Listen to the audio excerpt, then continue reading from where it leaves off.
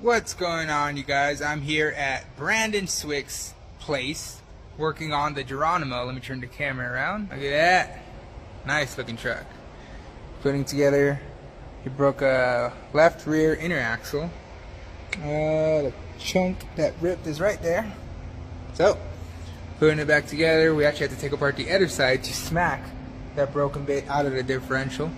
But we're getting his axles back together. This is actually a ball and claw where you gotta individually put the rotating balls, the bearings, I guess you can call it too, and it makes it into a big swivel axle. I'm not best at putting these together, so bear with me. There's that one. Now the last one.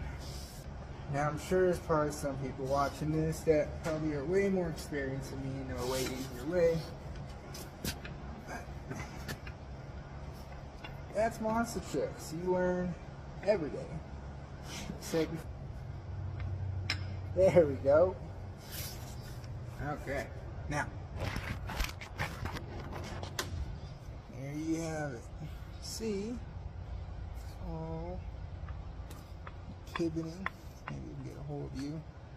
Look at that. That's a ball and claw axle. This is an SCS style. Now we can get some grease. So I'm going to do this by myself. I got this thing full of grease now. See if I can lean it. Alright. Now, put this bad guy in. Shoot.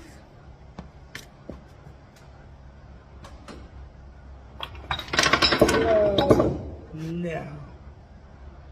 Dang it. And that's why I hate ball and claws. Alright. Gonna redo what I just did.